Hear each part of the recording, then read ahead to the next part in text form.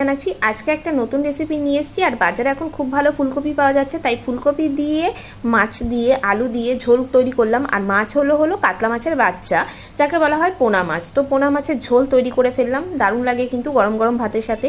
তাই ভাবলাম রেসিপিটা আপনাদের সাথে শেয়ার করেই ফেলি। তো চলুন দেখে নিই আজকে পোনা মাছের ঝোল ফুলকপি আলু দিয়ে তৈরি আমি কিভাবে করলাম। প্রথমে পোনা মাছগুলোকে ভালো করে জল দিয়ে ধুয়ে তারপর পরিষ্কার করে নুন হলুদ মাখিয়ে নিচ্ছি। আর এগুলো হলো ছোটো ছোটো কাতলা মাছের বাচ্চা। আপনারা চাইলে এখানে বাটা মাছের ব্যবহার করতে পারেন। তো এই রকম কাতলা মাছের ঝোল খেতে কিন্তু ছোটো বাচ্চা মাছের দারুণ লাগে কিন্তু খেতে। এবার নুন হলুদ মাখিয়ে এবার তেলের মধ্যে মাছগুলোকে একে একে দিয়ে ভেজে নিচ্ছি। মাছগুলোকে বেশি একটু লাল লাল করেই ভাজবো। আমি কিন্তু মাছ একটু লাল লাল বেশি করেই ভাজি, অনেকে কম ভাজে, কিন্তু আমি একটু বেশি করেই ভাজি, না হলে আমি খেতে পারি না। তো লাল লাল করে বেশ একটু ভেজে নিলাম। আর আজকের রান্নাটা কিন্তু পুরো সর্ষের তেলে করব। মাছ তো ভাজা হয়ে গেছে, আর কী কী উপকরণ দিয়ে তৈরি করব চলুন কথা বলতে বলতে দেখে নিই। ফুলকপি লম্বা লম্বা করে আলু কেটে নিয়েছি, টমেটো, আর ফোড়নে ব্যবহার করব গোটা জিরে, গোটা গরম মশলার মধ্যে দারচিনি এলাচ লবঙ্গ, আর গুঁড়ো মশলার মধ্যে হলুদ গুঁড়ো, লবণ, কাশ্মীরি রেড চিলি পাউডার আর ধনে গুঁড়ো। এগুলো দিয়ে আজকে মাছের ঝোলটা তৈরি করব। আর একটা মশলা আমি তৈরি করে নেব। ঝালের জন্য দুটো কাঁচা লঙ্কা ব্যবহার করছি, আপনার ঝালটা আপনাদের পছন্দ অনুযায়ী দেবেন। 4 টুকরো ছোটো ছোটো আদা কেটে নিয়েছি, আর একটা বড় সাইজের পেঁয়াজ ছোটো ছোটো করে কেটে নিয়েছি। এবার মশলাটার একটা ভালো পেস্ট আমি তৈরি করে নেব। তো চলুন মশলার একটা ভালো পেস্ট আমি তৈরি করে নিই। আর এইদিকে আলুগুলোও চলুন ভেজে নিই। কড়াইতে সর্ষের তেল দিয়ে দিয়েছি। এবার লম্বা লম্বা করে কেটে নেওয়া আলুগুলো বেশ একটু লাল লাল করে ভাজবো। আলু কিন্তু লম্বা লম্বা করে খেতেই মাছের ঝোলে বেশি ভালো লাগে। আর আজকে রেসিপিটা আমি শেয়ার করছি আপনাদের সাথে। বাড়িতে ছোট বড় সবাই কিন্তু খুব পছন্দ করবে, আর দারুণ লাগে কিন্তু এইভাবে মাছের ঝোল খেতে। তো আলুগুলোকে ভাজা করে নেব একটু লাল লাল করে। তার জন্য দিয়ে দিচ্ছি সামান্য পরিমাণ একটু হলুদ গুঁড়ো আর সামান্য একটু লবণ দিয়ে এবার ভালো করে এবার নাড়াচাড়া করে একটু লাল লাল করে আলুগুলো ভেজে নেব। আর বাজারে কিন্তু এখন সারা বছরই সব সবজিই পাওয়া যায়। তো বাজারে কিন্তু এখন ছোট ছোট সাইজের ফুলকপি খুবই উঠেছে। তো ভাবলাম ফুলকপি দিয়ে এই ছোটো মাছের ঝোল খেতে কিন্তু দারুণ লাগে। তো এই তৈরি করে ফেলছি আজকে আলু ফুলকপি দিয়ে কাতলা মাছের ছোটো মাছের ঝোল। তো আলুগুলো ভাজা হয়ে গেছে, আর আজকে পুরো রান্নাটা সর্ষের তেলে করব। ভাজা হয়ে গেছে, এরপরে আমি এর মধ্যে দিয়ে দেব ফুলকপিগুলোকেও বেশ একটু লাল লাল করে ভেজে নেব। ফুলকপিগুলো এখনকার ফুলকপি একটু ভালো করে কড়া করে ভেজে নিলে ভালো হয়, নাহলে একটা বাজে স্মেল আসে। সামনে একটু হলুদ গুঁড়ো আর একটু লবণ দিয়ে ভেজে নিচ্ছি। যে কোনো ভাজাতে আপনারা কিন্তু বেশি হলুদ ব্যবহার করবে না, তাহলে ভাজাটা না পুড়ে যাওয়ার সম্ভাবনা থাকে। তো হলুদ কম দিয়েই আমি ভেজে নেব। ফুলকপি যদি এইভাবে একটু ভেজে নিই তাহলে তরকারিতে আর একটা বাজে স্মেল আসবে না। দেখুন বন্ধুরা, ফুলকপিগুলো কিন্তু আমি বেশ একটু লাল লাল করে ভেজে নিলাম। এবার তুলে নেব।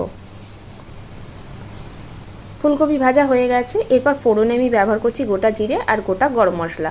গরম মশলার মধ্যে ব্যবহার করলাম দারচিনি লবঙ্গ এলাচ, খুব সুন্দর একটা গন্ধ বেরিয়ে গেছে। এরপর কুচিয়ে রাখা টমেটো আমি দিয়ে দিলাম। আপনারা চাইলে এখানে টমেটোটা পেস্ট করেও দিতে পারেন। তো আমি কুচিয়ে রাখা টমেটোটাই এইভাবে দিলাম, তাহলে তরকারির টেস্টটা আরও ভালো করবে আর খেতে ভালো লাগবে। এরপর আগে থেকে তৈরি করা যে মশলাটা পেস্টটা আমি তৈরি করেছিলাম সেটা এর মধ্যে দিয়ে দিচ্ছি।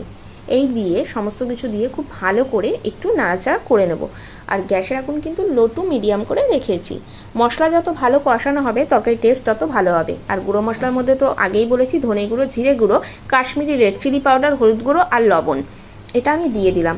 আর হ্যাঁ বন্ধুরা, কাশ্মীরি রেড চিলি পাউডারটা তরকারিতে রং হওয়ার জন্য দিয়েছি। তো ভালো করে নেড়ে চেড়ে দিলাম। এরপর আমি ঢেকে দেবো, তাহলে তাড়াতাড়ি মশলাটা কষানো হয়ে যাবে। তো চলুন 5 মিনিটের জন্য ঢেকে দিই। 5 মিনিট পর ফিরে এলাম। এবার ঢাকনাটা তুলে দিচ্ছি। মশলা থেকে কিন্তু তেল ছাড়তে শুরু করে দিয়েছে, আর মশলাটা কিন্তু অনেকটা কমেও এসেছে। তো মশলাটা ভালো করে কষিয়ে নিচ্ছি। এরপর এর মধ্যে দিয়ে দিচ্ছি আলুটা এখন দিয়ে দিলাম এই কারণে, আলুটা ঝোলে দেওয়ার পর যখন সেদ্ধ হবে তার আগে এখন যদি কষিয়ে নিই তাহলে ভাপে ভাপে কিন্তু অনেকটাই সেদ্ধ হয়ে যাবে, তাহলে মাছের ঝোলটা তাড়াতাড়ি রান্নাও হয়ে যাবে। তো আলু দিয়ে এবার ভালো করে সমস্ত কিছু দিয়ে আবার একটু কষিয়ে নিলাম। কষিয়ে নিচ্ছি ভালো করে। আগেই বলেছি মশলা কষানোর উপর ডিপেন্ড করে তরকারি। মশলা ভালো কষানো হলে কিন্তু তরকারির টেস্ট সত্যিই দ্বিগুণ হয়ে যায়। তো ভালো করে কষিয়ে নিলাম। এরপরে এর মধ্যে দিয়ে দেবো জল। আমি কিন্তু রান্নায় উষ্ণ উষ্ণ গরম জল ব্যবহার করি। জলটা আগেই গরম করে রেখেছিলাম। এবার বেশ কিছুটা জল দিয়ে দিলাম। যেহেতু মাছের ঝোল অল্প ঝোলে একদমই মানাবে না, তো একটু বেশি ঝোল ঝোল থাকলেই খেতে কিন্তু দারুণ লাগে। জল দিয়ে খুব ভালো করে এবার নাড়াচাড়া করে নিচ্ছি। এরপর আমি একে একে ভাজা মাছগুলো এর মধ্যে দিয়ে দেব। মাছের ঝোলে লম্বা লম্বা আলু ফুলকপি দিয়ে দারুণ লাগবে কিন্তু খেতে। দুপুরে খাওয়াটা কিন্তু একদম জাস্ট জমে যাবে। তো মাছগুলো এবার ভালো করে আমি দিয়ে একটু নাড়াচাড়া করে নিচ্ছি, দিয়ে এবার ঢেকে দেব। ফুলকপিটা এখন দেব না, পরে দেব। 5 মিনিট জন্য ঢেকে দিলাম, 5 মিনিট পর ফিরে এসেছি। এবার ফুলকপিটা এবার দিয়ে দেব। মাছের ঝোল কিন্তু ফুটতে শুরু করে দিয়েছে, আলুগুলোও সেদ্ধ হয়ে গেছে। আর বন্ধুরা দেখুন তরকারির রঙটা কিন্তু খুব সুন্দর এসেছে। মাছের ঝোল একদম পাতলা ঝোলে আলু ফুলকপি দিয়ে দারুণ লাগবে কিন্তু গরম গরম ভাতের সাথে দুপুরের খাওয়ার। এরপর দিয়ে দিচ্ছি ভেজে রাখা ফুলকপি। ফুলকপি ভাজে ভাজেই অনেকটা হয়ে গেছে, এখন 2 থেকে 3 মিনিটের মতো একটু ফুটিয়ে নামিয়ে নেব। তাহলেই আমার তৈরি হয়ে যাবে মাছের ঝোল, পোনা মাছের ঝাল। তো ফুলকপি দিয়ে দিলাম, দিয়ে এবার একটু নাড়াচাড়া করে নিলাম। দেখুন বন্ধুরা আমার কিন্তু মাছের ঝোল একদম তৈরি হয়ে গেছে। মাছের ঝোল কিন্তু একদম ফুটতে শুরু করে দিয়েছে। এবার গ্যাসের আগুন বন্ধ করে দিলাম।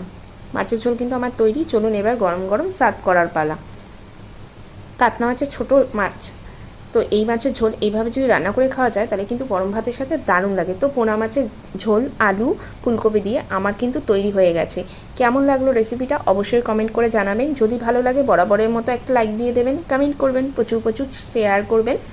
আমার চ্যানেলে নতুন বন্ধু হলে চ্যানেলটা সাবস্ক্রাইব করে নেওয়ার অনুরোধ রইল। আগামী দিনে আমি একটা নতুন রেসিপি নিয়ে আপনাদের সামনে চলে আসব। ভালো থাকবেন, সুস্থ থাকবেন, দেখা হবে নতুন একটা রেসিপি নিয়ে। টাটা।